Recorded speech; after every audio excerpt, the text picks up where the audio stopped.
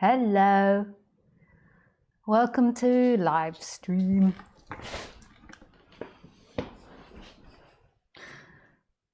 I actually have a background today and you can see Khaleesi walking around.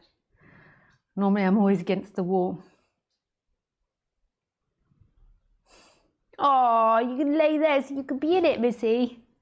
Oh, she's so cute. I love my EC.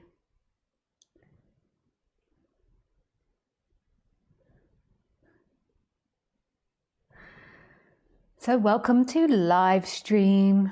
Nice to see you, nice.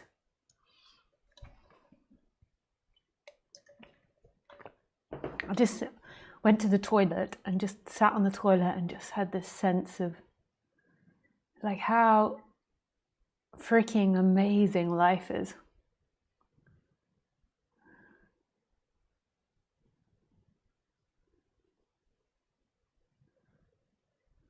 It's so amazing. And I didn't just mean from the absolute perspective. I also meant from the relative perspective.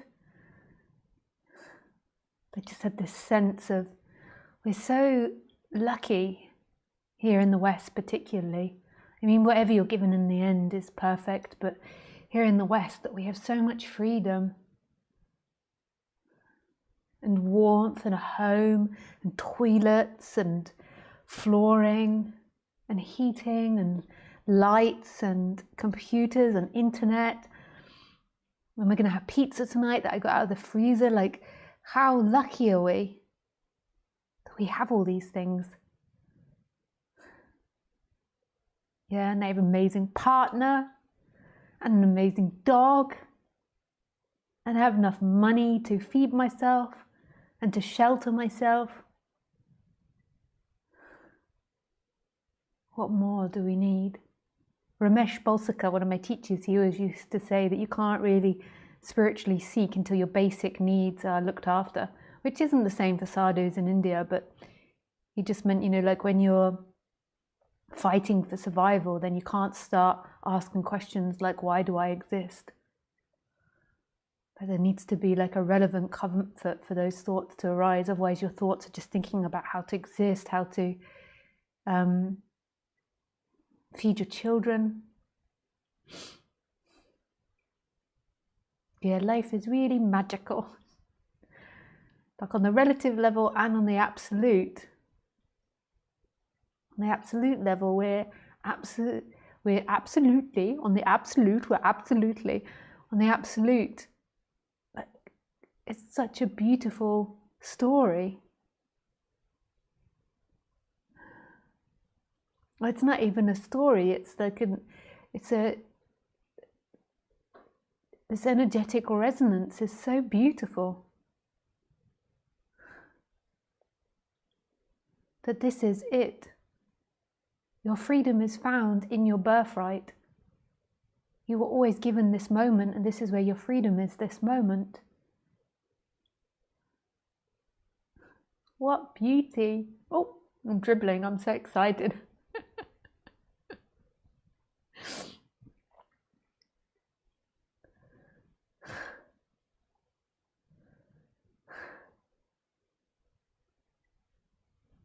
Yeah, I just want to knock down any ideas that people have because like on the human level, I'm a little bit hungover. I went to a party, well, not a party because we're not really allowed that, but just a couple of people. And I didn't drink alcohol, I did something else, but I can say that I can feel that my head's wanting to have a headache today. But it fortunately hasn't got a headache, but you know those days. So it's like nothing that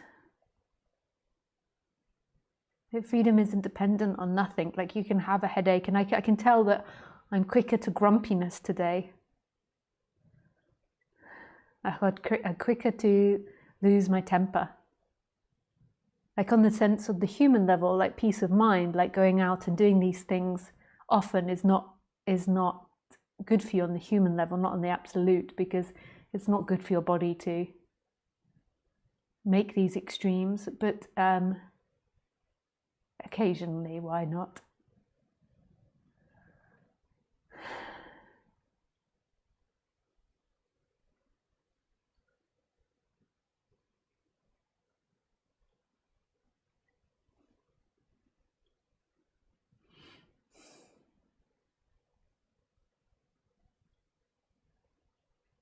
But I do also think these natural substances that I'm talking about, that I'm not going to name, they did last night, I do think that they also are good for your body as well.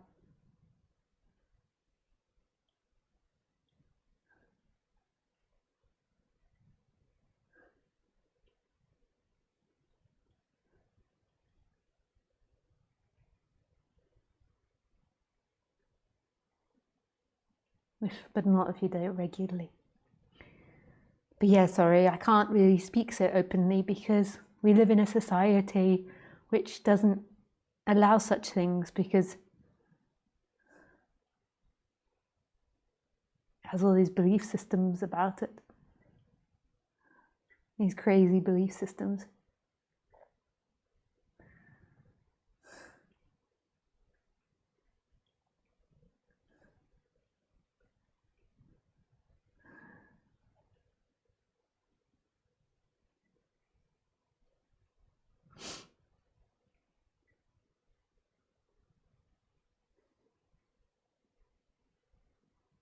We're allowed to have all these poisons to clean our house, to flush down the toilet, to put on our face, but we're not allowed to have a herb.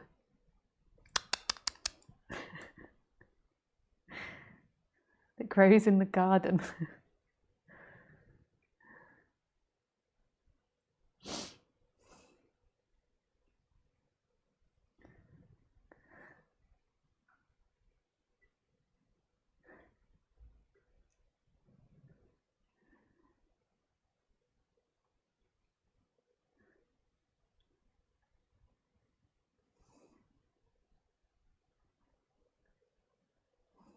But peace of mind or freedom has nothing to do with that. Freedom is present. Nothing can take that away.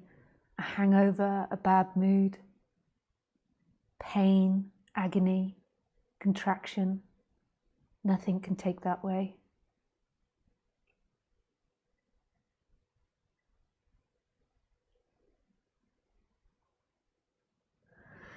But okay, we shall begin.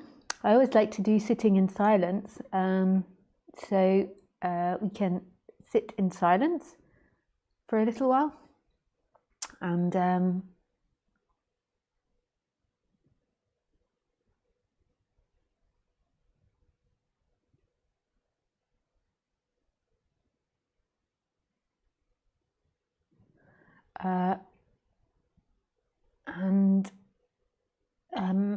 when you're sitting in silence, there's different options for you to do. But just know that even though I'm seemingly giving prescription, it's really description, because there is no body that could possibly do something or not do something. That's an appearance that's happening. And non-duality is really about exposing that lie that you are the doer inside that body. Who is this you? But I'm going to suggest some meditations, and they can either happen or not.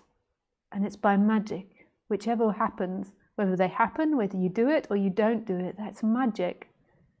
You believe that it's you. You believe that you are somebody that's inside this body, and your actions come from time, whereas actually they come from now, spontaneously, and it's a mystery as to how they happen.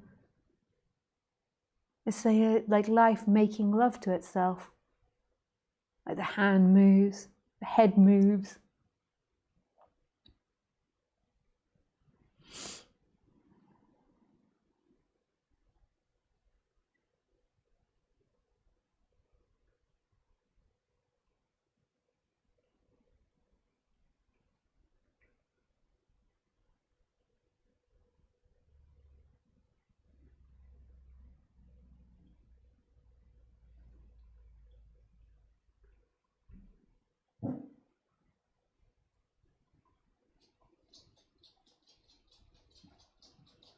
I wonder, I've got my diffuser on and it makes a watering sound, and I wonder if that's disturbing. If it is, could you just let me know?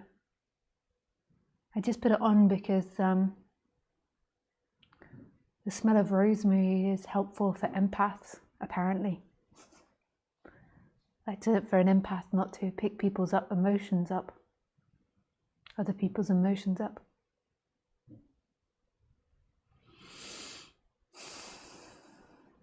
So the recommendations for meditation are the I am meditation.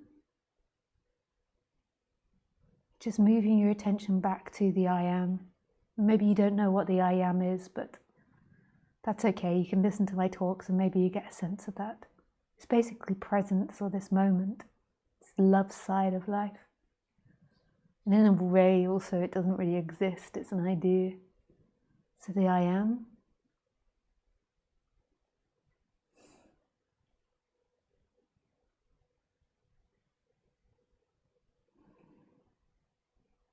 The other practice is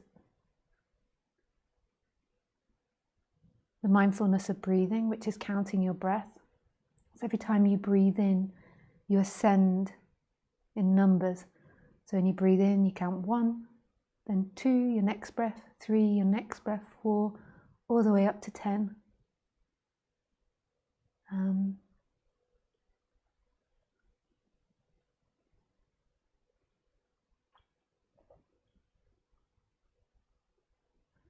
And then when you get to 10, you come back to 1 again. So it's just counting from 1 to 10. So it's just that practice. It's so simple. Every time you breathe in, you ascend in a number, you get to 10, and then you come back to 1. And then the other is just sitting there and doing nothing. Sweet FA. You just sit there and you let your mind do whatever it wants. So if it wants to think about what an asshole your neighbor is, you just allow it to. And it's kind of the idea is like a fizzy drink. You shake it up, and then if you open it straight away, it's like it explodes everywhere. But if you just let it sit there, then the bubbles begin to settle, just naturally. So that is that. Okay. We begin.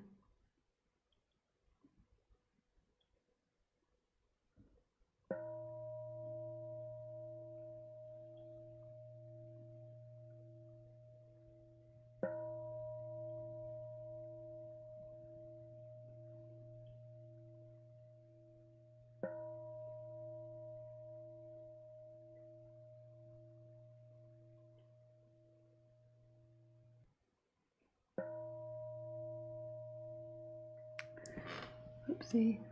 Why are you doing that?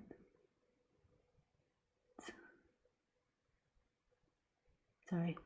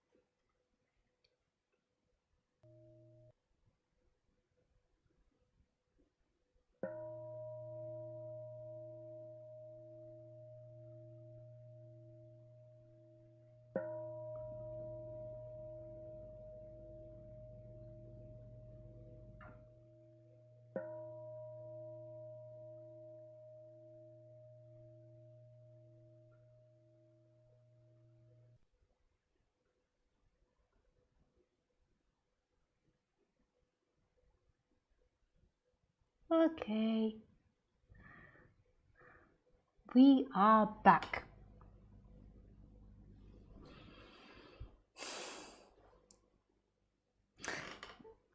Pardon me. My apologies. Let me just look to see what the title is again.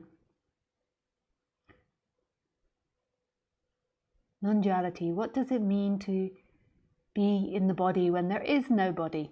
What an amazing question, Lisa.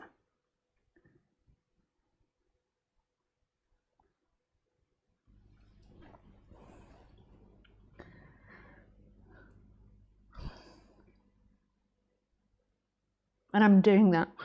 You might see me do it often. I'm looking at my microphone, that my hair's not in it, that it's not all caught in my clothes. Maybe think I'm looking at my boob, like, there is a boob. Okay, so we shall begin.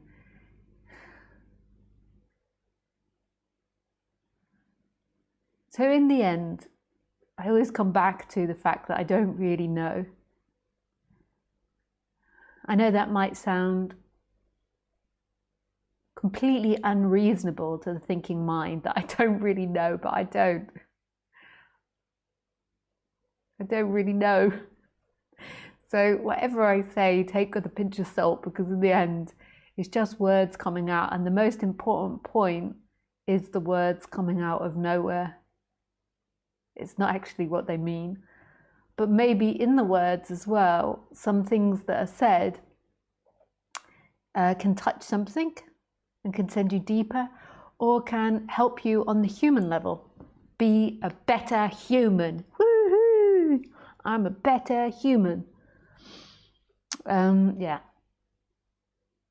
But in the end, I don't really know. Like, life is so complex for us to think about, and how it's functioning and how it's working and what leads to what. The only thing that I really know in the end is that this is it, baby. This is it, baby. This moment is everything.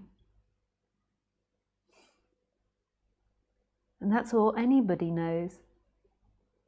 And then we have all these judgments, like, this is wrong, this is right, this is good, this is bad, this is should be, shouldn't be. And really, we don't know. Wir weiß es nicht. Weiß es nicht. Oh, ich weiß es nicht. Ich weiß es nicht. We don't know. Je ne sais pas. I'm now multilingual, 3 languages.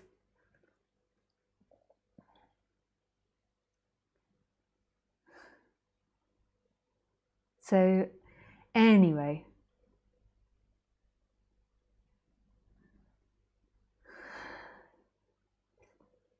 When I'm working with people, it's a sense that I sometimes get, which is confusing to me, because often people are telling me how free they are, but when I'm watching them, I feel like they're very disconnected from their body. Maybe there can be freedom and being very unconscious of the body, but I can see how that could happen, because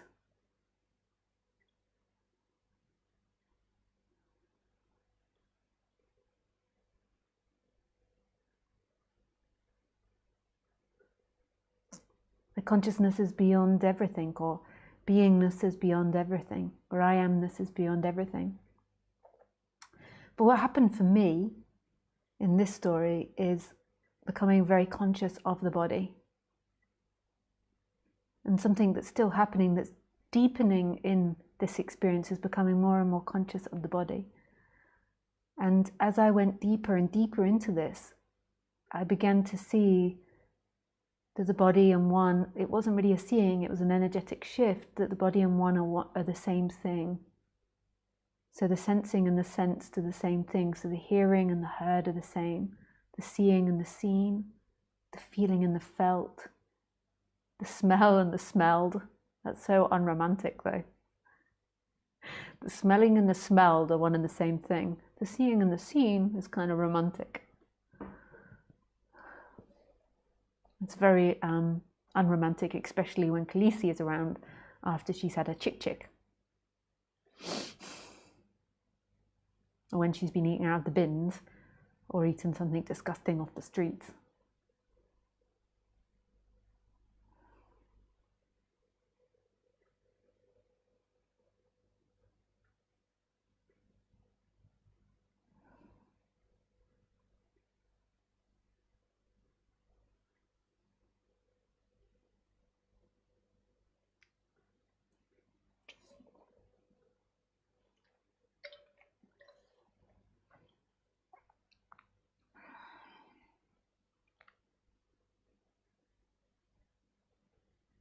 And through time, like I become more conscious of what's happening in this body.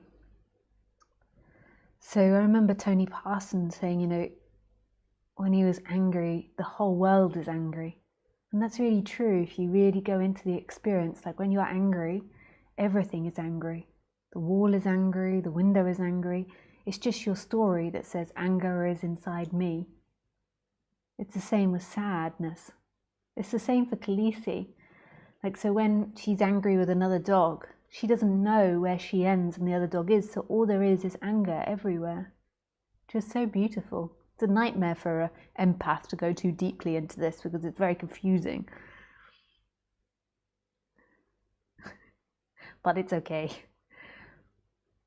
Because in the end, like, so I'm very sensitive to people's emotions, but whose emotions are they in the end? They're my emotions.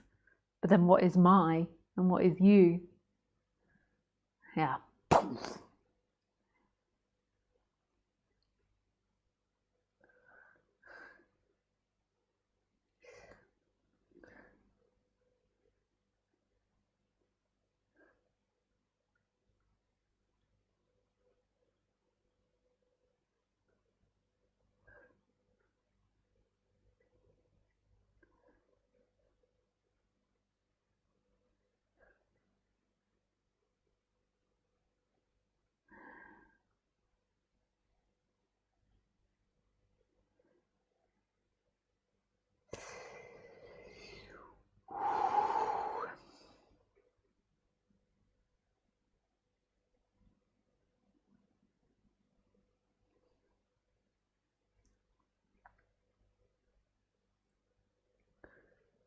So being really present to the body seems really important here, but it's also seeing that the body is the world. Like in the end, there is no body. It's one and the same thing. What happens when there's energetic contraction, there is this energy which holds everything together inside the body and makes it feel like there is an entity inside the body. Like a singular entity that's moving through time and in relationship with the world. But as you get more into this subject, then that begins to disappear and they kind of merge. You becomes everything. It's so beautiful and so deep. Like often people get into this subject and they don't really want the depth of it. They just want a bit more of peace of mind, which is great, and go for that if that's what you want. But the depth of it is a total loss of control. Like totally giving yourself back to life. The person's for so many years been inside the body, saying, I'm driving the body, you've got to do this, you've got to do that. And through that appearance, even though that's not somebody doing it, it has an effect. So if the person's really cautious, then the body will be really cautious. And the person thinks, okay, I'm making myself cautious. But it's not actually, it's a functioning that's happening. And when that disappears, then caution, morality, all these different things can begin to implode. And who knows what these bodies are going to do? And who knows the way in which they're going to navigate? And to me, like I feel everything is energy. So we so much look at the world through morality, through what we believe, what we've been taught, And in the moment, everything is energy. And when you really listen to this energy, it's kind of beyond seeking and beyond neurosis, it's deeper than that. It's kind of unknowable why you're doing things. And you maybe look like a crazy person, but it just feels right energetically. Like sometimes just moving your body like a meter and standing somewhere else feels energetically right for no reason. Or suddenly screaming and shouting feels right for no reason. A bit like a kid, you know how when you're like a kid, they can just like do all these things naturally and nobody blinks an eyelid, but at some point it's like you can't do that anymore. Like a kid can just suddenly get up and spin around the room like, ah! But then there becomes a certain point where it's like, that's madness if someone does that. And I think it's more like an energy, like we're responding to energies. And there's something cathartic in that. And we get possessed by energies, and they're not really our own. So if you're in a room like full of angry people, or in a society with anger, then it's like that energy like seeps into you. And if you're kind of like in line with it, then you can discharge it rapidly. But if you're not, then it can kind of become part of your personality and you think that's you, where it's not really you. The same with your partners. But anyway, that's not the point, that's more in flow. The point is as you begin to let go of yourself, you're kind of like becoming blown by something that's beyond the mind, that's beyond rationale. That life is moving you. It's always been that way, but there's been this middle person that's like, we're going to go left. And even though that middle person doesn't have the ability to turn it left, it has an effect. So it produces fear, so the body like turns to the left, but it's nobody's doing. It's just having an effect on the system. Like if it's having lots of negativity, then maybe it draws that negativity to it. But it's nobody's doing, it's a happening. And in a way, it's coming from that one spacious energy. As all of that begins to disappear, then every action is like an action of God, of the divine. And it doesn't make logical sense. It doesn't look like anything. Everyone's always like, okay, when am I going to look enlightened? Enlightened looks like, you know, humming and walking around like, namaste. Namaste. Beads, beads, beads.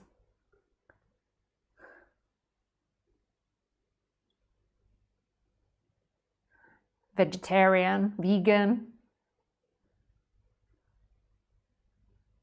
What I don't know, whatever your images are of enlightenment. Getting everything you want, having a massive mansion. Some people think it's that 1,000 Rolls Royces. But we don't know what it's going to look like. That's up for life. And life is way beyond us. It's way beyond the intellect. All judgments disappear here.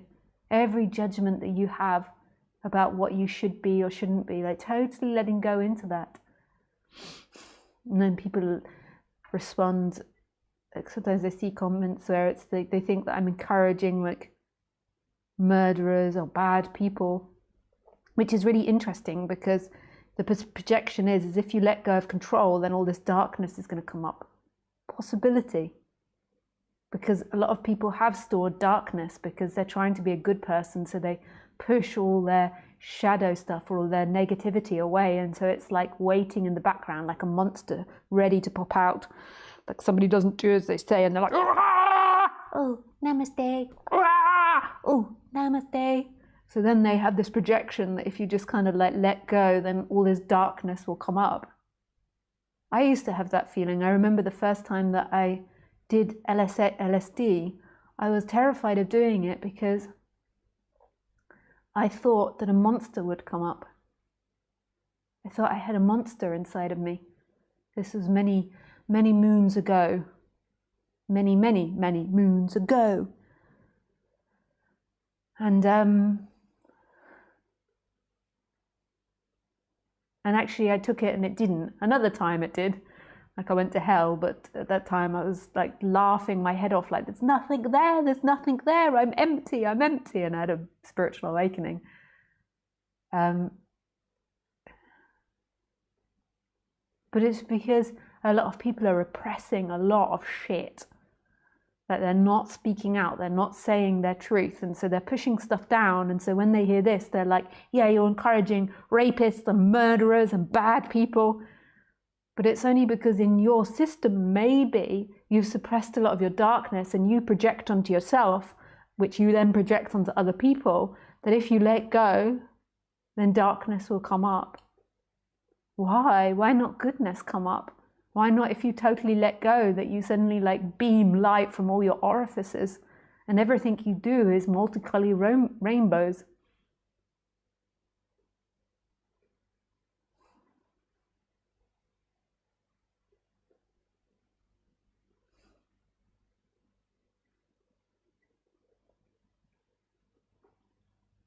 What is it that you secretly want to do that's dark?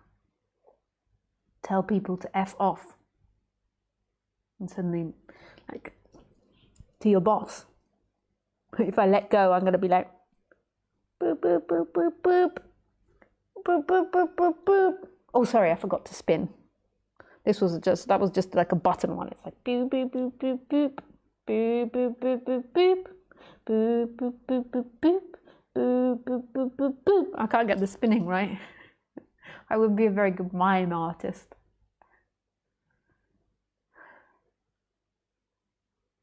But that's a different thing. If you haven't told your boss where the boundaries are, if you haven't been honest with your boss, that's a different thing. What then happens is you push it down into the shadow, and so it's there boiling at the system, at the edges, so that when your boss does something, there's like rage inside, and you're like, inside you're like, I hate you, beep, beep, beep. On the surface you're like, oh yes, that's a great idea. Everything becomes tense. And that's a whole different thing. There becomes identity and seeking, not all the time. I sometimes am fake with people because I perceive it as easier. I perceive being honest to be too complex in that situation. But I try not to live my life like that, because I think that goes into problems and maybe old seeking patterns. Like my urge is to the inside and the outside to be in flow.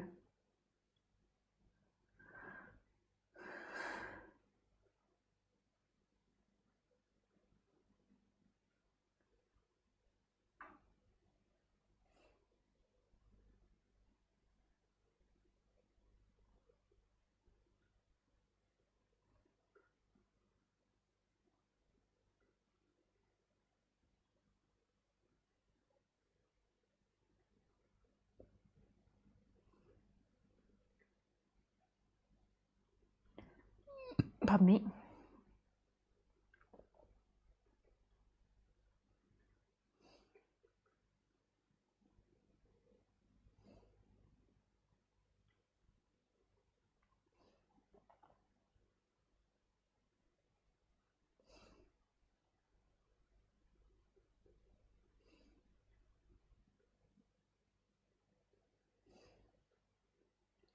So right now, who is orchestrating you?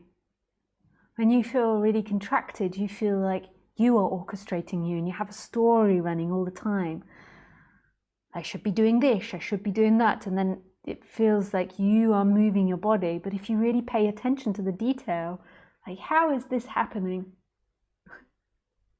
And it's the same with the outside world. So we get a story inside, like, I am doing this, they are doing this. But actually, if you look at it, it's simply happening. The light is appearing, and it's love. It's magic. The light is appearing. The room is appearing. The people are appearing. Their speaking is happening from no place. Nothing that can be found.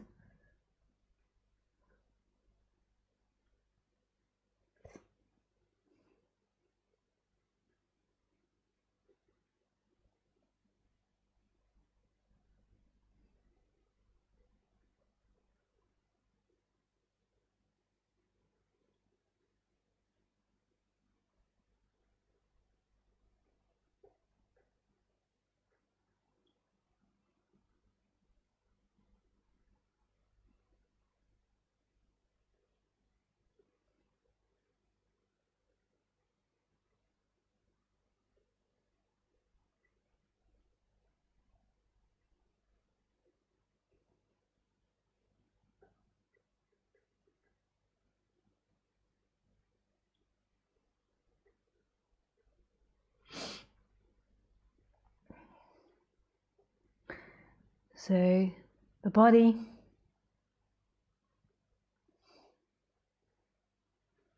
and the world is one and the same thing. And more than likely, I reckon it's healthy to go into the body.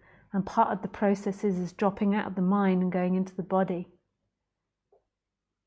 Like my teacher, Roger, used to always say, the body doesn't lie, the mind lies.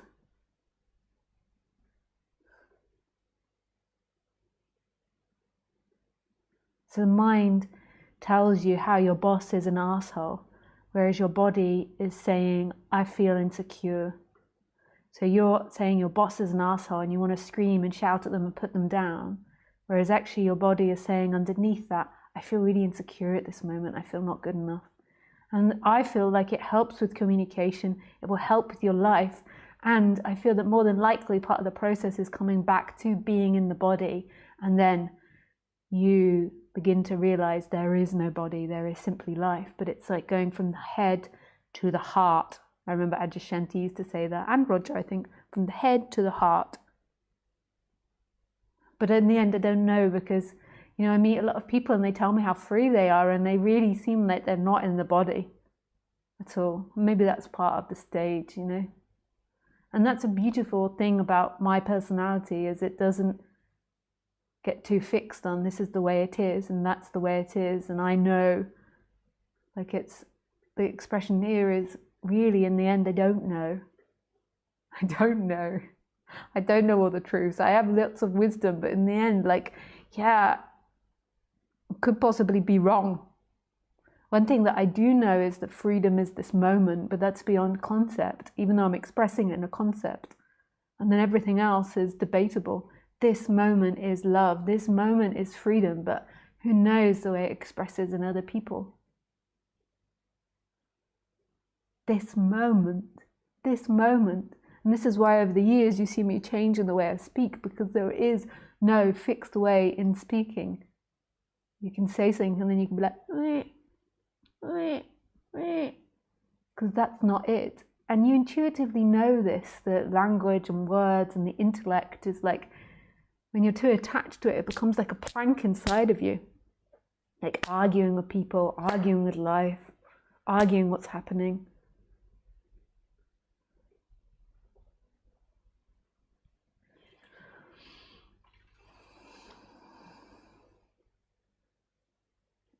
Okay. We move on to questions. So let's take some questions. So if I just tell you the protocol of how it happens, if you want to write to me, you can write a question to me in Skype, and my address is lisacairns12, and you can also call me in there, and then when I am taking calls, then I can see it. But don't put anything underneath call me, just put call me so I can see it in the notification center. And a few people have been saying, when are you going to switch to Zoom, Lisa? And I'm not really sure, because I've not really done a satsang in Zoom, like what the benefit is to Zoom. But I thought maybe what people are liking about it is they can all see each other and interact. Maybe people like that. So if you would like Zoom in the future, need to open up Zoom rather than Skype, please put that in the comments below and I will look into it. Because maybe that is a nice thing. Maybe it's nice for me, like I can see all your faces. I don't really know how it works. Like if it's, I suppose, you watching in Zoom, which is live, or you're going and you're watching on YouTube, which is a little after live. I suppose it's something like that. So yeah, it also seems like it might be hard for me to control. Like if I'm doing all of this by myself, like do I have control of people's audio, or can they just like chime in? But just put it in the comments below, and then maybe I think about changing it.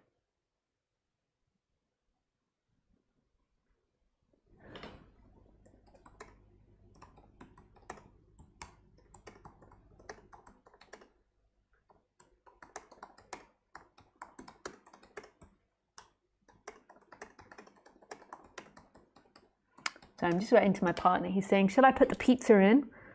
shortly before 8 p.m. Except he put a.m. Yes. Please, I've put them by the oven, and my one's half a vegan one.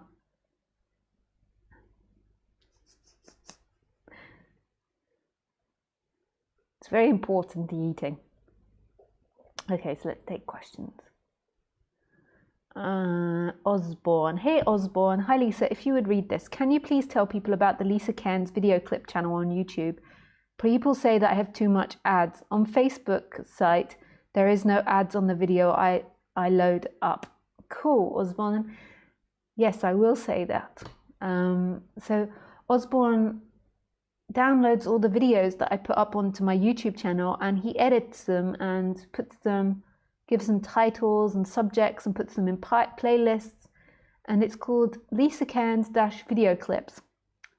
But he puts ads on his channel, which is completely understandable. Like, it's so much effort doing all of that. So of course he enjoys like donations, which is the ads sides to it. So please be respectful with the ads. You can always buy like YouTube Premium or something, and then it gets rid of ads. But if you go onto his Facebook page, then there is no ads on the videos I upload there, he says. So there, that's beautiful. So you can watch them without the ads. Yeah.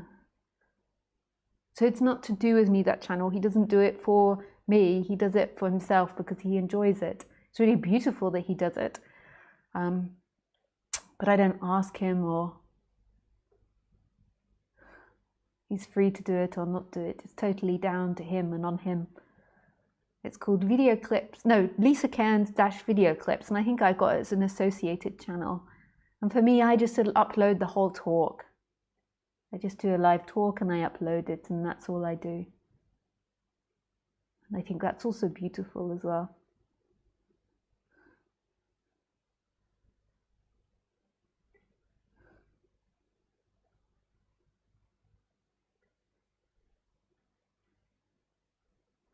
Okay, thanks Osborne for reminding me, for saying that.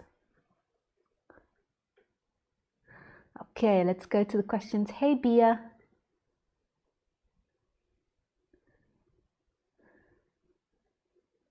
Hi Carla. Hi Lisa. Could you please speak about how we can work through regret and guilt on the human level after we have recognized that we should have had better behavior, and we feel the heaviness in our solar plexus for disappointing someone and acting out of integrity, and the energy doesn't seem to want to move? Thank you.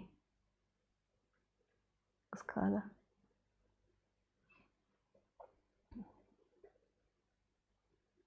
Yeah, that's such a painful one. I think that a lot of people can relate to that in so many ways. Like, part of being alive, is that in order to grow, we have to destroy.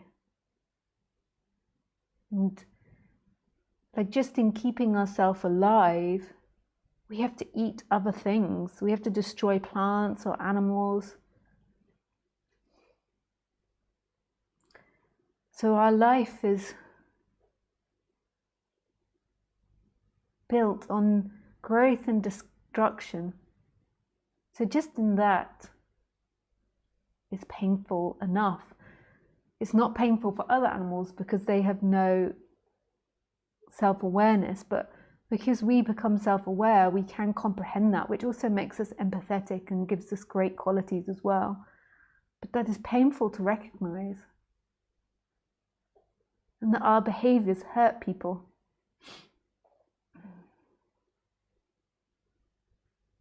And that sometimes we do shitty things and we don't fully think about the effects of our behavior. I know I have done many shitty things in my life, before and after the energetic expansion.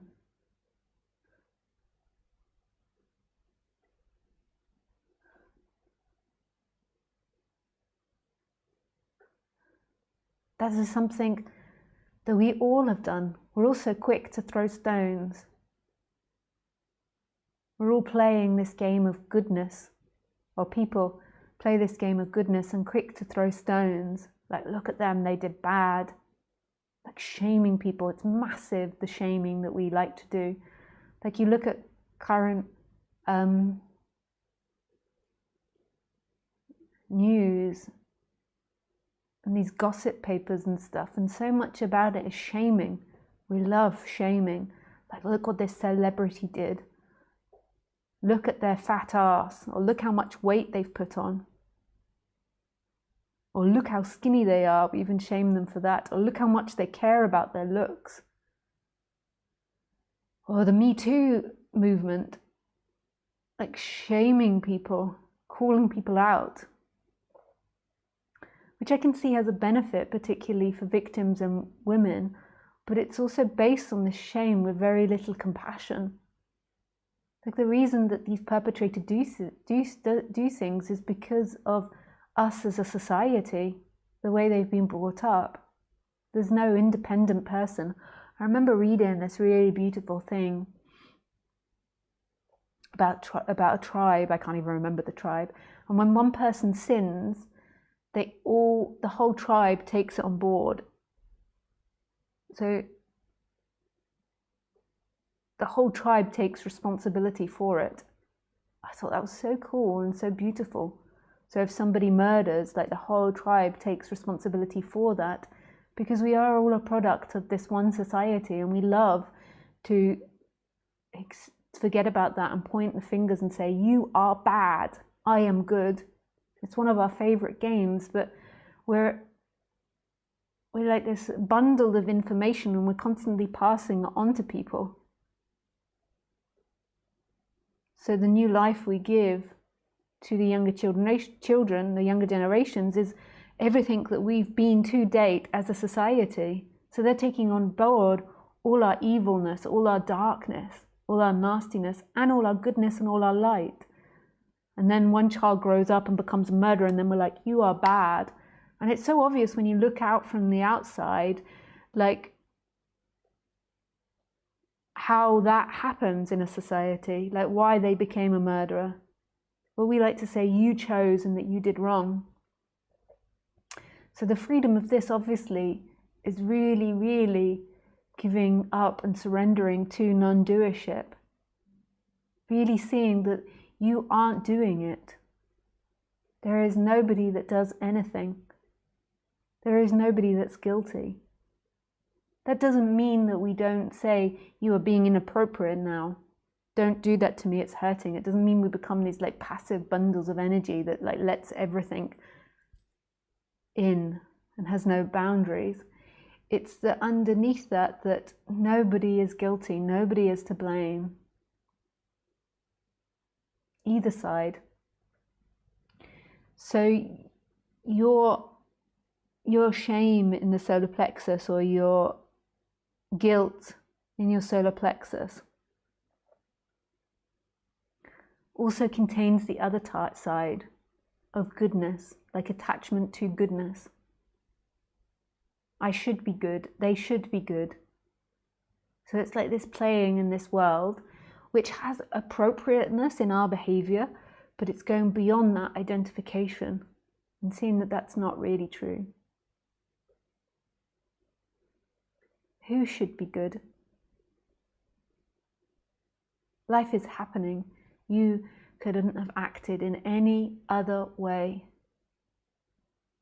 You couldn't have done anything differently. But it's one of our deepest karmas, the original sin, the original guilt. We become aware of our nakedness, and then we get chucked out of Eden for being naked. I remember when I was a kid, I used to have dreams about this, like waking up and I was naked and everyone was like horrified. I was running around naked. As a kid, I'm sure I've said this to you loads, I had severe dyslexia. Most people think of dyslexia and they just think it's like a muddling up of numbers, but it depends on the severity. And I had it very severe, like there was most probably other stuff now. Maybe now I'd be diagnosed with other things. It was so bad that the education system, like the schooling system, thought that I needed to go to a special needs school. I think in other countries, special needs school means like for kids that have low intelligence. But in England, that means it's like the school for kids with like multiple sclerosis, like that can't walk, that can't maybe speak, like maybe kids with very, very low IQ that struggle to do things and struggle to be independent, maybe severe autism. So they wanted to put me in that school because my dyslexia was so bad, like I had problems speaking. I also think that I have something maybe like dyspraxia, where it's like problem with coordination. But it used to lead me to forget a lot of things. And this used to really traumatize me as a child. I used to forget sometimes to put on underwear when I went to school. And I think this is related to dyslexia. Because it's like I couldn't contain all this information in my brain of things I had to do, like the thinking brain. Now I still have problems, like I forget a lot of things. And this used to be so traumatic. Like I'd get to school and I'd realize I didn't have my underwear on, and I was so terrified that I would like get into trouble, because in the 80s, as a girl, you had to wear a skirt. Like you weren't allowed to wear trousers. And you know, and I would be so scared. And I always used to forget my gym kit as well. Like, so they used to make me do it naked, which is really traumatic, and they wouldn't do that now. Like I'd have to just do it in my pants, like my underwear, and then I'd be terrified, like what if I forget my underwear as well, and then they're gonna make me work totally in the buff. Like, actually, this is traumatic for me. But this is our original sin, like this is our original guilt, is about our nakedness. And what that means is also like our predator nature. Like we are also predators.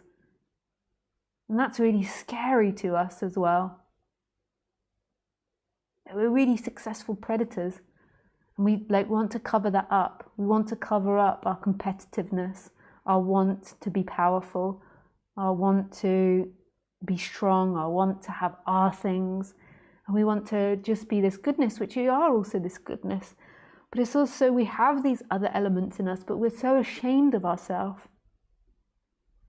And then we have this unconsciousness, which can lead to passive aggression, negative behaviors. But none of that is your fault. You couldn't have been any other way.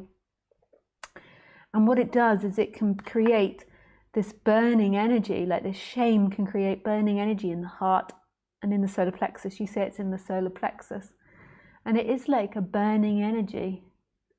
This shame, like what I did, I'm so guilty. But really what you're feeling below all of that is the guilt of being kicked out of Eden. Like it's your fault that God abandoned you, which is really not true. But it's one of the worst feelings, is this shame and this guilt. This is why we're so obsessed with projecting externally, like they're bad, they did bad things to us. And as an empath, you tend to have heightened feelings of shame or guilt and empathy and feeling like you did something bad to someone. But it's absolutely not true. There is nobody in there that did something bad. You are not guilty. And you have to define, what guilt or what shame it is. Like, is it that you're afraid that other people will find out? Is it that you feel bad for that person suffering? And just like really being honest to it, but not getting stuck into it. So it's like you come in and you allow the feeling to be there. You can explore it to an extent, but then you move into presence. So you begin to move away from that. Sometimes you have to move it into the positive to move away from it, but it's bringing it in. It's acknowledging it to the past, but then moving into that boundless presence that is. You can also get stuck in like PTSD, shame and trauma. So if you're getting stuck in the mentality of it, in the thoughts of it, like going around and round in the story of it, then I would recommend doing something else until it calms down and then going into the feeling of it. But yeah, as you become really present to it, it disappears. There is no you that's in relationship to it. So it's really about presence, but not getting stuck in the PTSD of it, if there is that there. Like going over and over in the story, like who was wrong, who you hurt, what you should have done, what you shouldn't have done. Like that doesn't help. What will others think?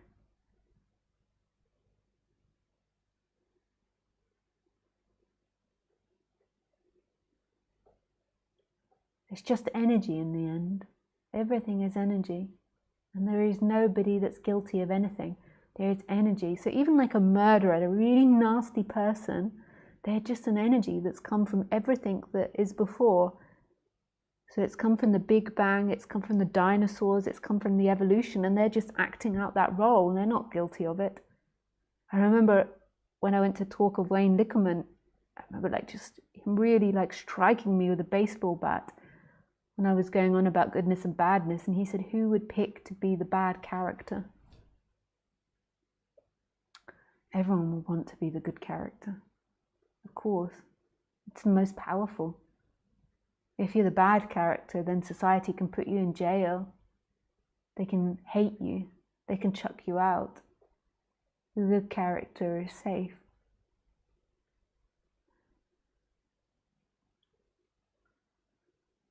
You can see Kyla's writing something.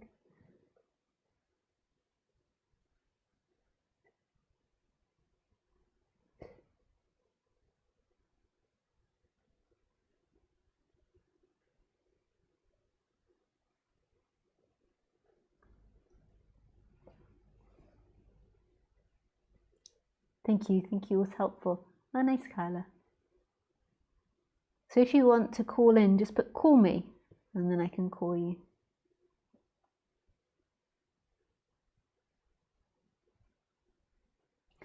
Hey, hi, don't see many ads on your YouTube channel, on your videos in YouTube, but thanks Osborne for the option, and especially for the videos, and for your energetic talks. Thanks a lot. Yeah, sorry, I wasn't very clear. So there is 2 channels. So this one that you're watching now is my channel. So that's Lisa Cairns, and I don't put any ads on anything. Not that I'm against ads, but I just don't bother putting on it. I can't be bothered. Yeah. And I also, yeah, just, yeah. And then there's Osborne's channel, which has nothing to do with me. He downloads my videos and he edits them, and then he's got his own channel. He's totally in control of that, and he puts ads on that. And that's called Lisa Cairns Video Clips. And this channel, my channel, is called Lisa Cairns. So his channel has got nothing to do with me. It's totally his. It belongs to him. Actually, I think he allowed me access to it. That's really. But I don't do anything in it. So that's the difference between the 2 channels. And he's saying that he puts ads on that, which is totally fair enough. Like he puts so much effort into it. It's a lot to edit videos and to upload them. But if you don't want to see the ads, then you can go to his Facebook page, which I don't know what that's called. But I'm sure you can find it if you find his YouTube channel. But that's nothing to do with me. So there's 2 different channels. One is mine and one is Osborne's.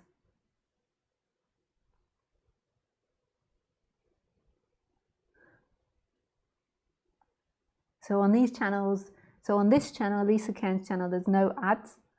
But on the other one, Lisa Cairns Video Clips, there is ads.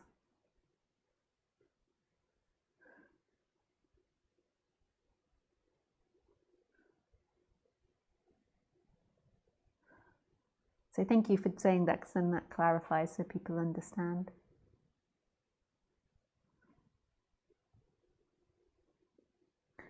Okay, so have we got any call me's?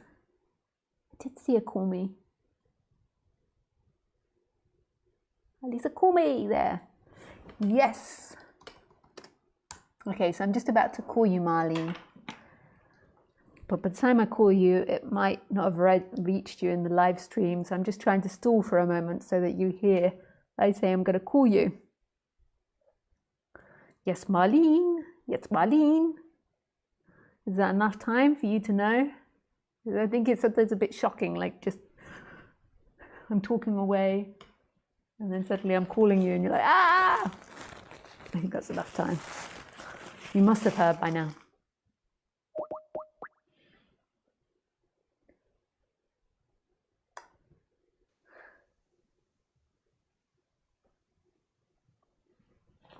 Hello? Hello. Hey! Can you hear me? Yeah, I can hear you. Great. Nice. Could I just ask you to turn off your video so that all my internet goes to my streaming? What do I have to turn it completely off or only the sound? Just Oh, the my. video on Skype. Okay. Yes, sorry. Yeah. Like this? Yes. Thank you very much. Okay. Thank you.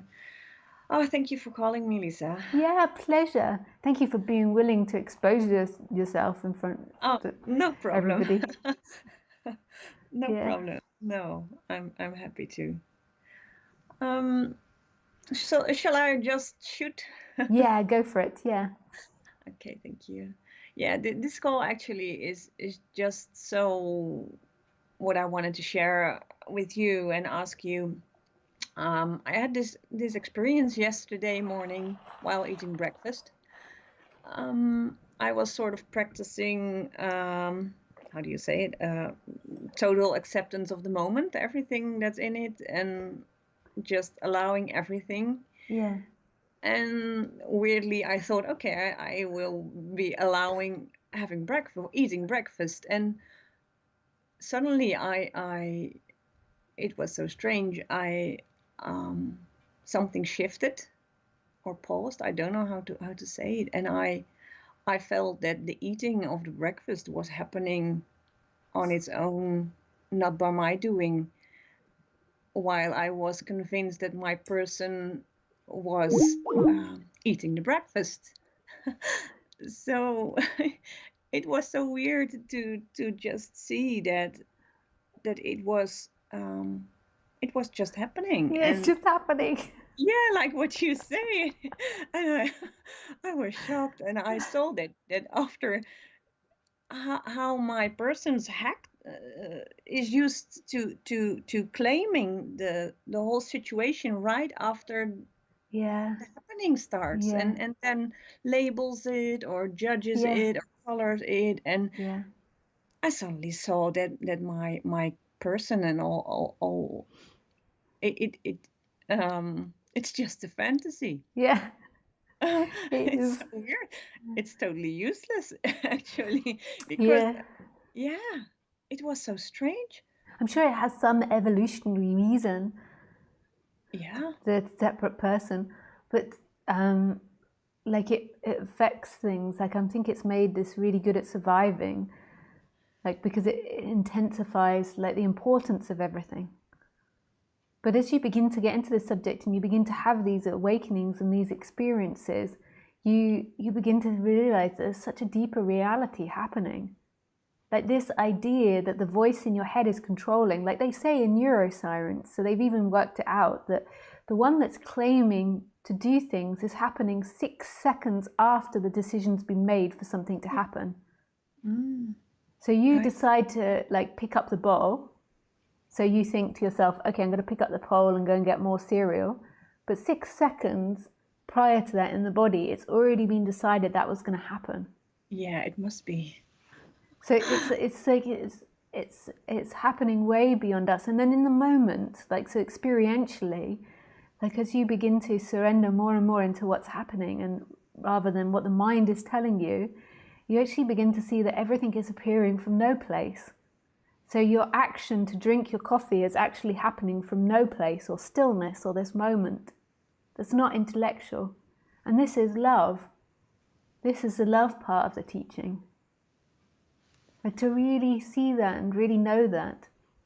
And these experiences that happen, they're kind of like breaking you down. So I don't know if then it came back, the sense of doership, but it's like breaking down all these ideas that you had in play, and it's something that will begin to get like chipped away through time.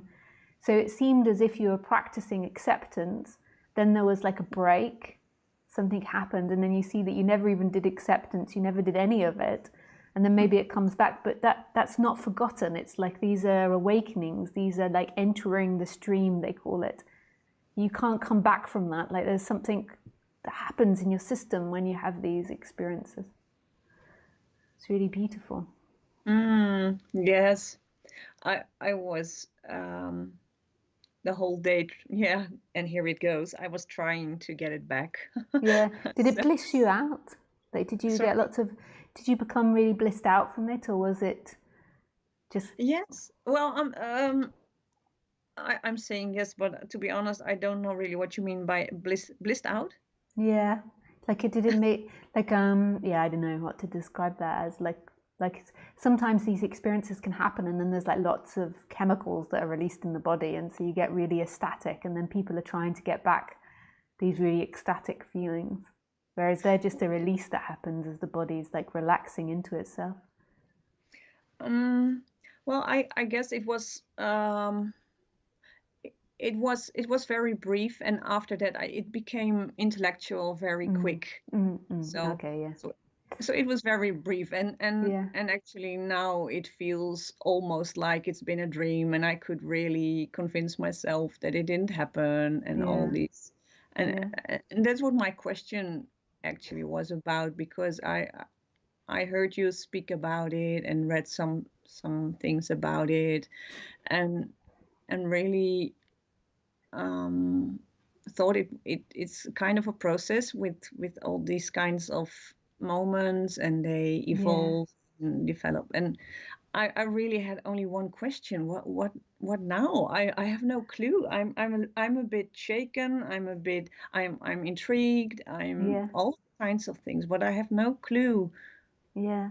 what to So, do now. yeah, so you imagine like the self is like a wall, and these experiences are like cracks in the wall, you know, Mm, like, and the light begins to get through. So it's like a hole suddenly appears in the wall, like little cracks, and these experiences are cracking, and then eventually the whole wall collapses. And I, like what you were doing, like practicing acceptance is really beautiful. Like you think maybe you're practicing it, like mm, putting your attention in the present moment, but actually it's something that's happening. And that's often what people practicing when they have these experiences. So this is really beautiful to do that, because the person's always going to seek. When the yeah, person's there, it's always going to look for something to do, like what should I be doing? And practicing acceptance, practicing putting your attention in the moment, becoming more self-conscious of the body, like more self-aware, like all of, like listening to non-duality, all of these things are really beautiful, and it feels like it's putting the person in the right place. But eventually you begin to see that, like, that's all just happening. mm, Like it's not really there's somebody there that's going to arrive somewhere that's going to do something that will liberate you. Like it's all happening. It's all way beyond us. It's all in God's hands.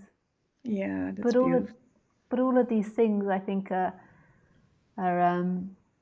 like healthy practices for the person. Yeah, yeah. Well. I will just keep surrendering, I guess. Keep Yeah, let it happen. Yeah, nothing I can do. Yeah. yeah, Um, yeah, yeah, thank you, Lisa. And yeah. I would like Pleasure. to say I enjoy your. I've been relatively new to this, and I am enjoying your talks. They both. I love them, and also sometimes really they stir me up, and I don't know. I Yeah, know, but I keep. There's some attraction for me in yeah, it, and yeah, yeah. So I will be listening to you, yeah. and Nice. Yeah, yeah. and Thank it's you. really good. It's really good, the stirring up, because what the stirring up more than likely is it's challenging old ideas. So the person has these ideas like I know, like I am right, or I know, or I don't like this, and then watching. It doesn't mean that I'm right. Like right and wrong is a really debatable Mm, idea, but it just challenges the ideas that are in you, and then through that challenging, it's again like chipping away at the brickwork, like chipping away at the surface. So the mind comes up with all these arguments, and then at some point it sort of surrenders into itself, and that dissipates. So it's mm. really, that seems to be part of what happens. Like I Yeah. used to be like that with my teachers, get very reactive sometimes to things they said, and we're like, no, they're not right. This is wrong. All types of things. They're fake, or like, how dare they say that?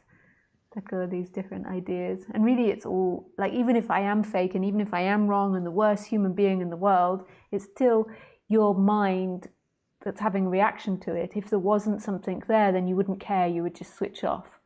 So there's something in you that's like having an energy to it that needs to be worked out. Yeah, it's funny. Yeah. Oh, well. Nice. Thank you, Yeah. Lisa. Well, it's So a pleasure. much. Thank you for calling in and saying that. It's really Yeah. nice. Yeah. Thanks, and have a nice evening. Thank you. You too. Bye-bye.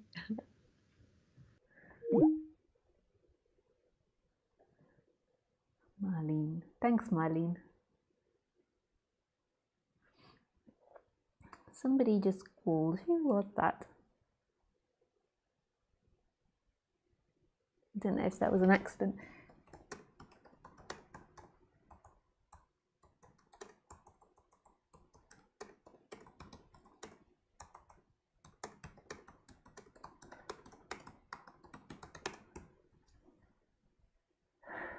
Okay. No, wow. Lots of people tonight. Let's get a closer look.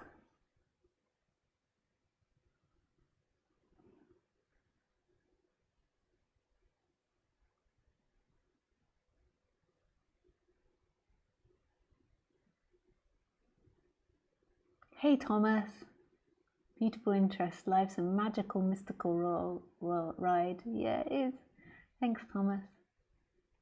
Hi, Gerald.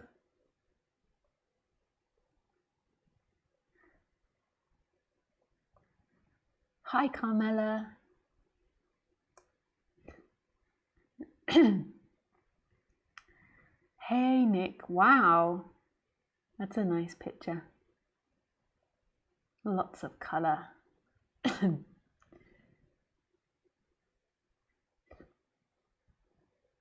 Hi, dear Lisa. Do you feel 5G frequencies affect your body mind? Thanks. I don't know. I've not been around 5G yet, I don't think. Maybe I have. I can feel electricity. But I think everybody's different, you know. Like, I've met people that are so sensitive to the internet that they can't be around it at all.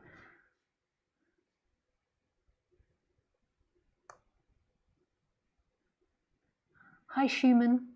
One thing that I really like, actually, is something called grounding. You can look it up on the internet. It's about walking bare feet in nature, and it's helping your body release all the electromagnetism that it picks up from all our electrical equipment. Hi, Lisa. I found it interesting how we as humans assume we know or understand things, and how this can lead to all types of certainty. To a type of certainty, yet the certainty is often a type of ignorance. I don't know if you would like to say any more about this, Schumann. Thanks, Schumann, for your question. Yeah, sure. It's what leads to war in the end. I know something over you. It creates a form of safety, like to know who you are, to know who they are, to know what's happening. But it also creates a form of unsafety.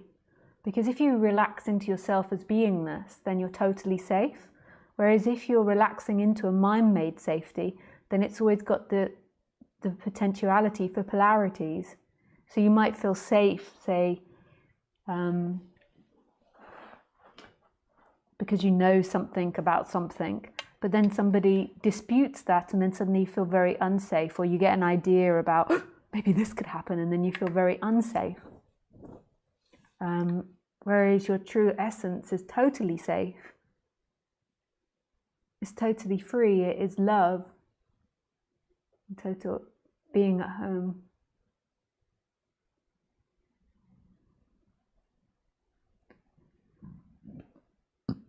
I'm sorry, I need to go to the toilet. Excuse me. I will be back.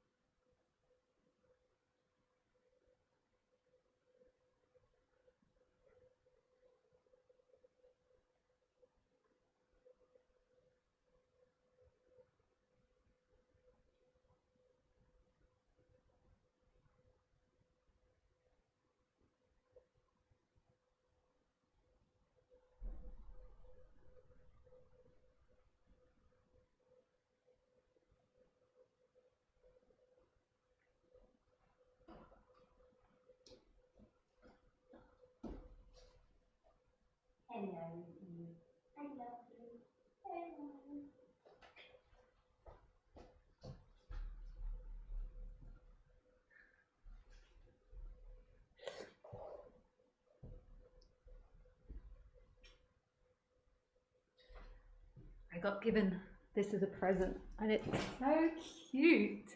I think the designers of this did such a good job. So cute.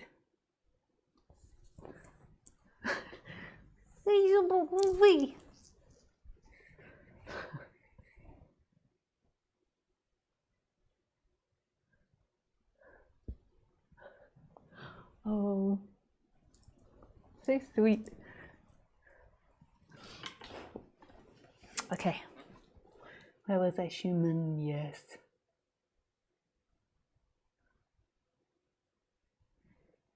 Yeah. So everything in the mind and thoughts is always going to swing through the opposites. Good, bad, right, wrong, shame, pride, guilt, blame, superiority, inferiority, safety, not safety. Everything in thought will swing from the opposites because thought is dualistic. So when you think that you are someone in thought, even though you might not think you're someone in thought, you might think you're an actual person, but actually who you are is created by thought, then you're always in this throw of opposites. So you have to find freedom, you have to find that which isn't going in and out of opposites. And that's who you are. And that is really the end of ignorance. But in a way, it's like complete stupidity because it's beyond thought. Like I used to say, like I'm a complete bozo now because essence is beyond thought. It's just here. It knows nothing. It's totally innocent. It doesn't know what's good or bad. It doesn't know what's right or wrong. It doesn't know what should or shouldn't be. It doesn't know where to go or not go. It's just here, watching, experiencing itself. And then there's impulses based on apparent cause and effect that appear. And then we say, I am good, I am bad. But there is nobody that's good or bad. There is simply life happening, which is beautiful.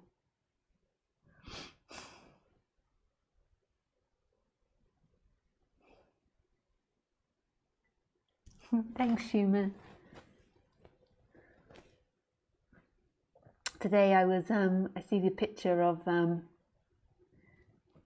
think that's a blackbird or a minor bird. I think it's blackbird. Was it a crow today or a black crow, I think? Oh, I don't know what type of bird it was. It was black. They're the really intelligent ones. It must be a crow. And Khaleesi can get defensive about everything. And that we were sitting near a bin and there were lots of like bad food spilled on the floor and the crow was eating through the food and Khaleesi was getting so jealous.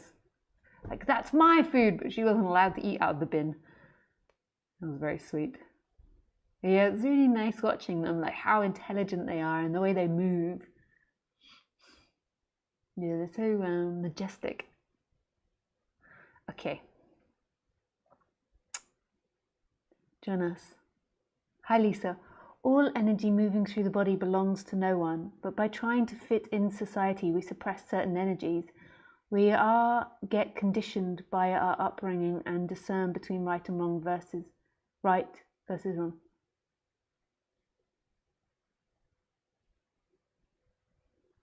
Yeah.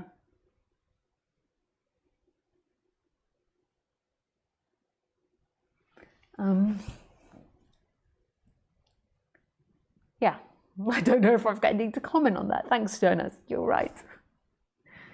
Yeah. We get conditioned. There's nothing inherently wrong with conditioning. Like everything gets conditioned. It's just this energetic attachment to it that says, this is me. And this is right. And this is fact. And this is the way it is. Like everybody's so convinced of their reality. And when you say Zoom will be great, if you could just extrapolate on why Zoom would be great, because it's effort for me to work out how to use it. I have to upgrade my Zoom account. So what's the pro? That's, I suppose, that I was asking everyone, like, what's the pro if I use Zoom? Like, what do you like about it? Like, so everyone keeps saying that when are you going to upgrade to Zoom, but what's the pro? Like, why is it better than this system? And then if I understand that, maybe then I upgrade to it. Thanks, Eunice. So that's what I was saying, comment below about.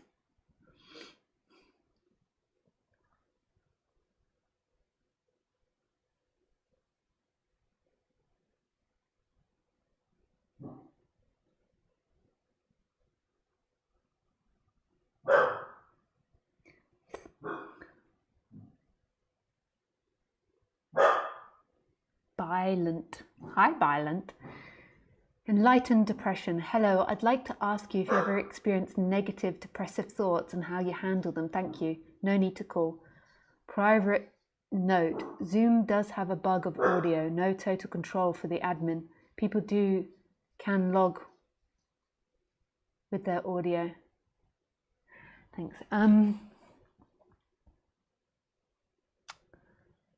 Do I have depressive thoughts? Yeah, sure, I can have any types of thought. I would say though that I don't really experience depression. Like generally I feel like I'm quite a happy human being now. I have issues, like I can get triggered, but generally overall the person is quite happy. I've really worked on myself, but I still have energies that come up and have to meditate on an energy. I feel like if I'm in a room with people that are very depressive, then I can feel that depressive energy. But then if I leave, it just kind of goes.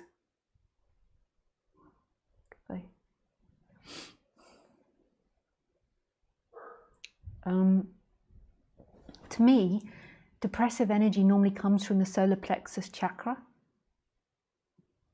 So it's. Do you know where the solar plexus is, Violent? I don't know if you know. It's kind of like the rib cage goes into a point like that, and it's just there. And you can find out all types of information about the solar plexus chakra and how to balance it. But I'll just let you know a little bit about it. 1 second. There is nothing to be upset about. I know. You're just telling everyone that this is your house and you're looking after me, but you don't need to be upset.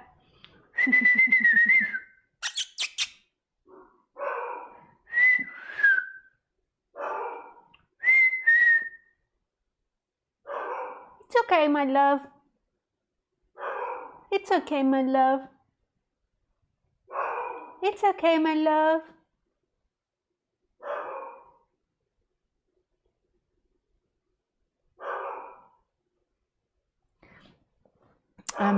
So, what was I saying? Yeah, so the solar plexus. So you can look up, you can do yoga moves, you can eat to help with the solar plexus. You can do meditations, you can do positive affirmations.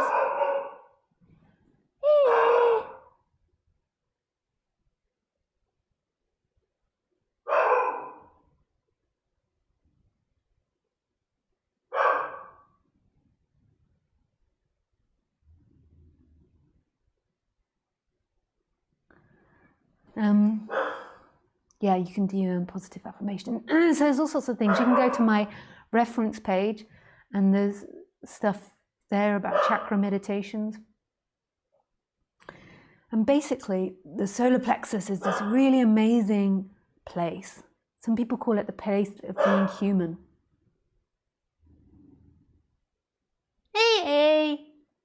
I love E.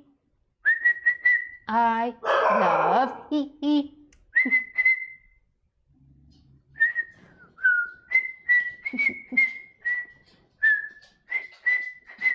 I love E. You're so good at protecting us. Yes, you are. You're so clever and so wise at protecting us. Yes, you do such a good job. Thank you. Thank you for your service. Thank you for your service.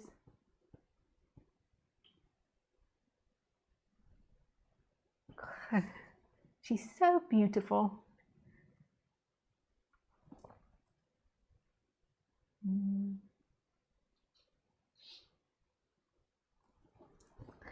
So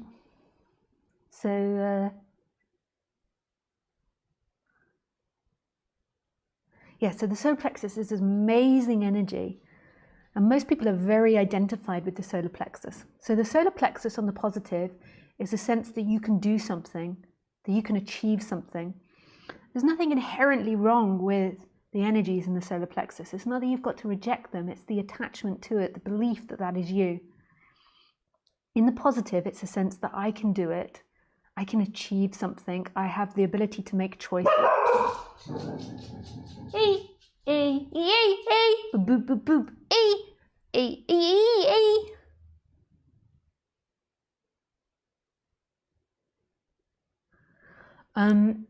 So it's the ability to make choices, the ability to do something,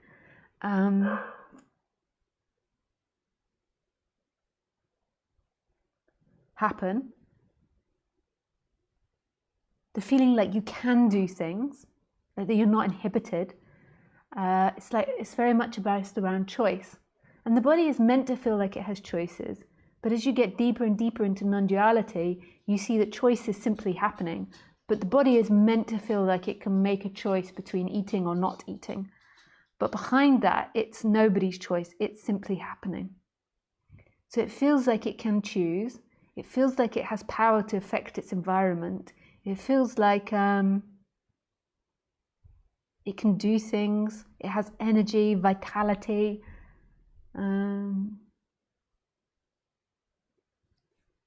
Yes, all these different juicy things. In the negative, it feels like it's stuck. It can't make choice. It can't do stuff. That it's powerless, hopeless, despair, anger, frustration, and then underneath all of that is a sense of depression and lack of energy. And a lot of people in our society are stuck and identified with this energy. So a lot of people are stuck in the negative of the solar plexus, and then I identify with it. But it's most probably a way, the reason that we're stuck in the negative, it's like the way that our society is conditioned in the education system, and then we pass it on to our children. Like we often are teaching people what they can't do and putting people down. We're afraid of like narcissism. And we're afraid maybe of our own power and other people's power. We're afraid of not working collectively as a group, so to give people too much individual choice. And so we discourage people from having it in the positive. And a lot of people get stuck in the negative of it.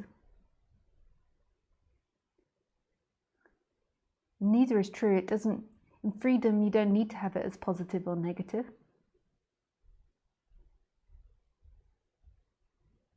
But often when it's more positive, then there's less seeking there. So, when it's in the negative, then there's lots of seeking because you hate that feeling of discomfort. Whereas when the seeking's not there, it's like the discomfort comes, the feeling of not being able to make a choice comes, and then it passes. Whereas when there's lots of seeking, it's like, everything's so unfair. Why does this happen? It's hopeless. I can't make anything work out. I'm a failure. Like everything I do turns to shit. These types of things.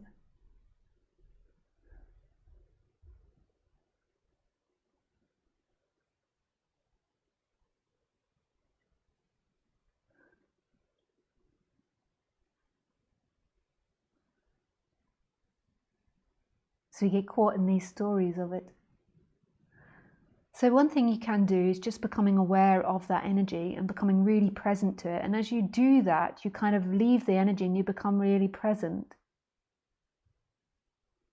So it begins to disappear as you really go into it. But sometimes it's so intense that you get really stuck in the thoughts. So another thing you can do when it's really intense is put it into the positive. So doing positive affirmations. So you feel the energy.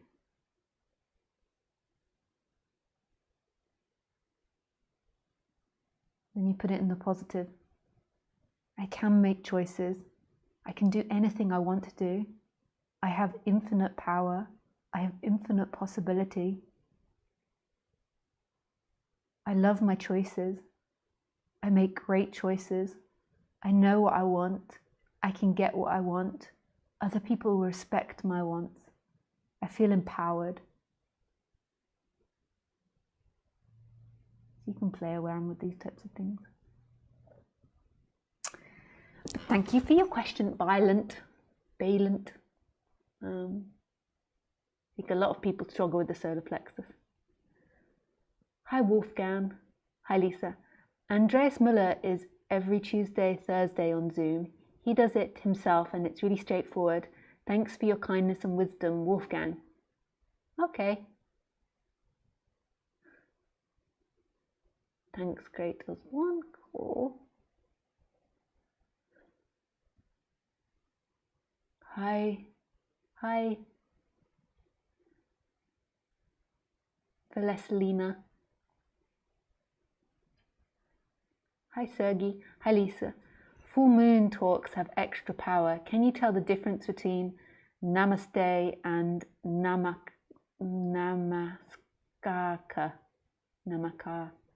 Namaskarka. I can't even say the different word. So no. Hi, Lisa. Bright shining light, friend. Light is just radiating effortlessly from you, through you, and to you. Yes, yes, yes. Zoom your light. Your friend in Kentucky. Also, people like Zoom. I'm a little bit scared of it because I have to do everything myself. This works. But I sure look into it. I'll watch somebody that does a talk on Zoom and get involved and see how it works. It's been a while since I've tuned in. Hi, Robert. Since the couple sessions we had a few years ago, I'm someone who holds a strong egoic identity around being intelligent, smart, and it's refreshing to hear you share about your dyslexia and the forgetting that comes along with it. It helps me to be a bit easier on myself, remembering it's all part of this human experience. Thank you. Hey, Robert. Yeah.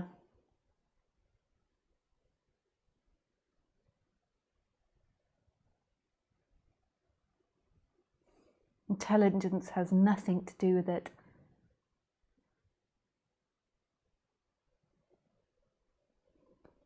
Like the more intelligent you are doesn't necessarily mean you're more likely to get it. You'll understand it intellectually and can maybe beat people at talking about it and come across as if you know something, but it's nothing to do with it. Yeah, when I left school, if this helps you release something or get over something, I left school with a reading and writing age of an 8-year-old.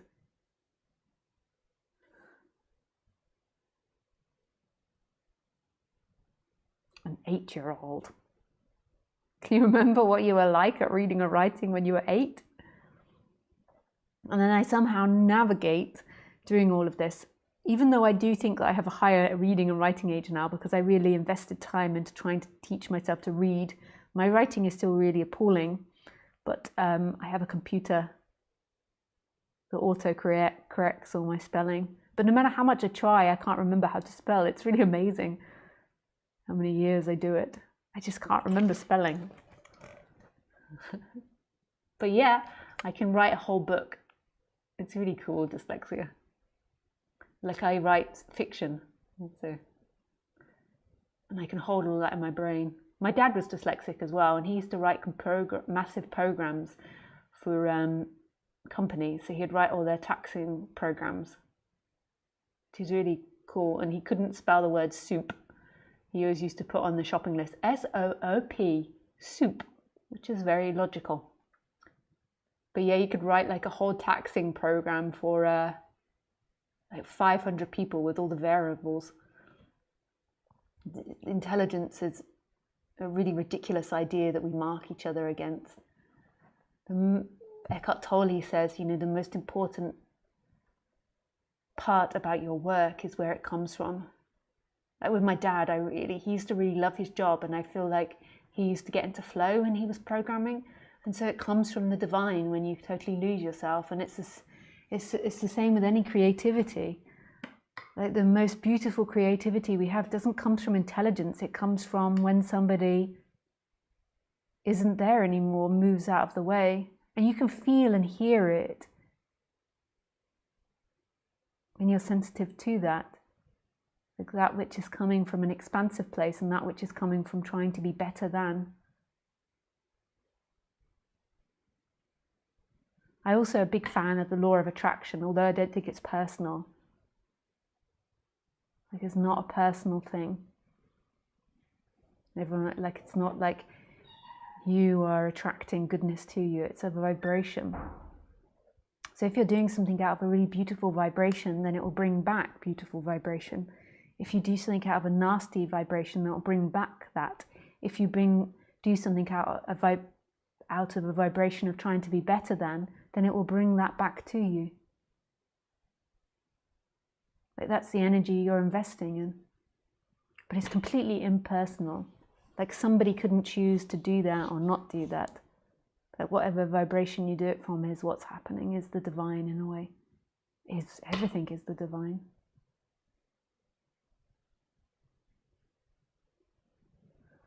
And yet at the same time, it's so much more complex than we possibly comprehend intellectually.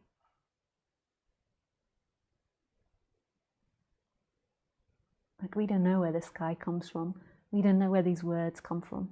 We don't know where art comes from, or where the light comes from, or where the sounds come from. It's so beyond comprehension. What a celebration. Celebrate good times. Come on.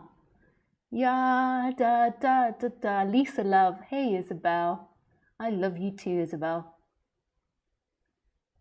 Lisa love.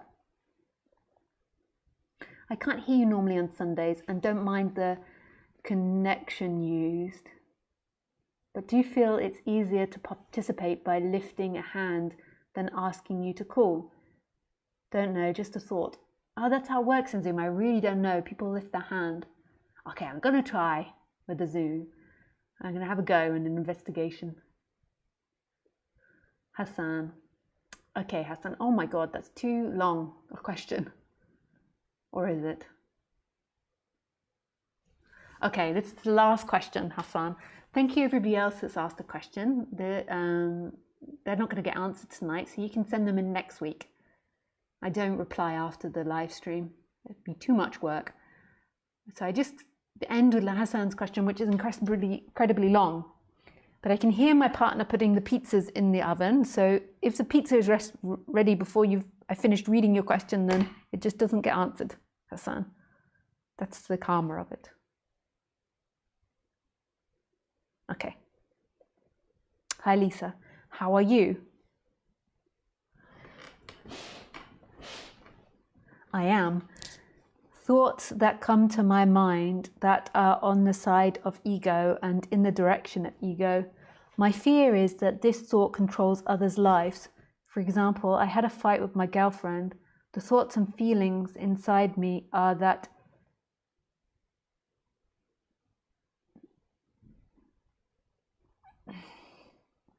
she would feel bad without me now, and she would regret what she said, or that she felt lonely and needed me. When this feeling and thought comes to mind, I fear that these thought energies would really make my girlfriend miserable and I actually control her life. And she always says to me, I ruined her life. In the last 7 years, and I control her life with my thoughts and energy, and I think she is somewhat right, and the power of what I desire is great. Is it possible that I really could have control her life? I have OCD and I can't control my thoughts, and my solar plexus chakra has been under intense pressure in recent years.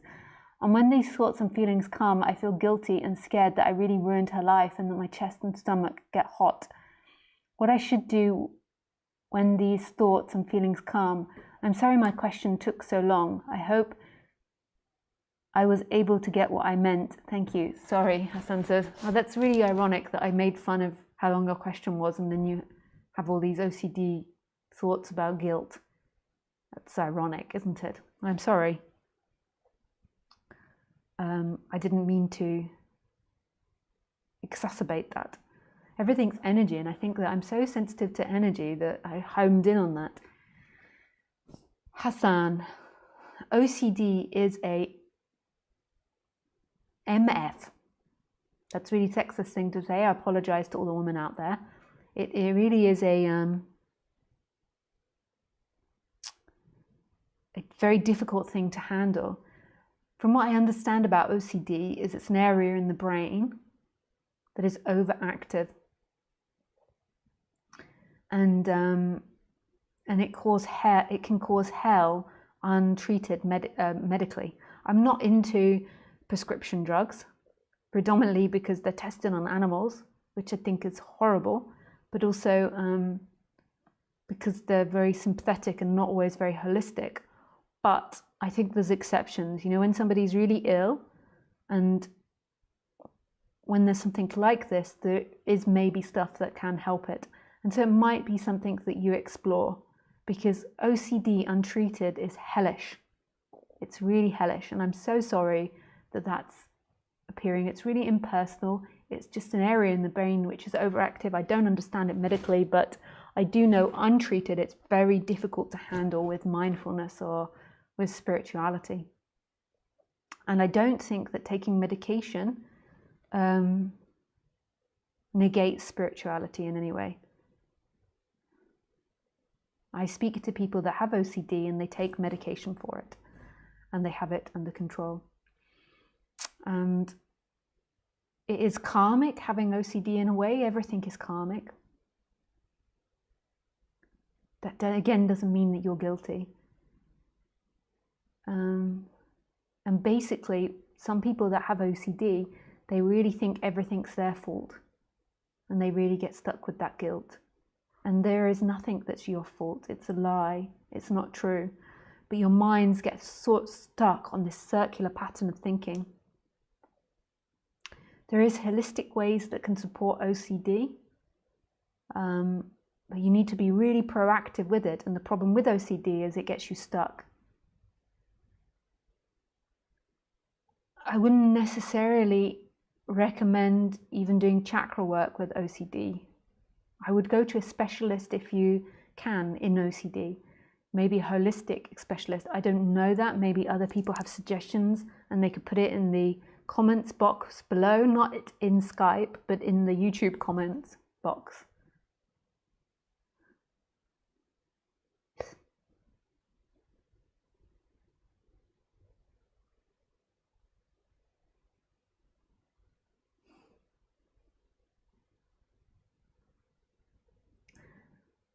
You are not guilty for anything. You're not guilty for what's happening to your girlfriend. You are part of life just like she is. You're both a happening. You're both evolving. You've both come from everything. There isn't an independent you there that's guilty of anything. You are not guilty. You are not guilty. But I don't think that anything I can say now will be strong enough to combat that OCD. I really think that you should go to a specialist to help you with it and aid you with it. I hope that helps, Hassan. Thank you for writing in and thank you for exposing that. I think you're very brave to do that.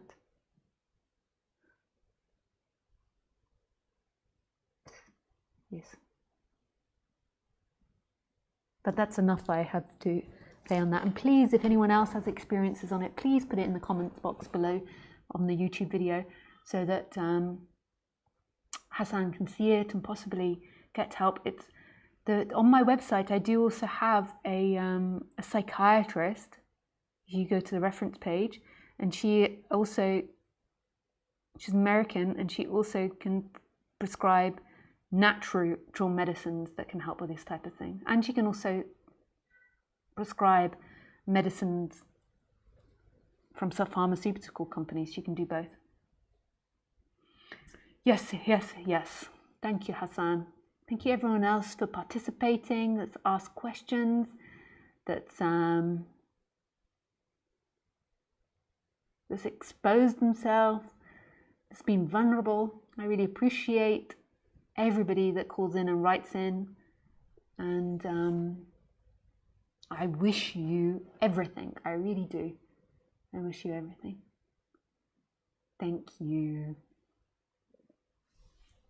Goodbye. Have a beautiful week, and I see you next Sunday. Bye.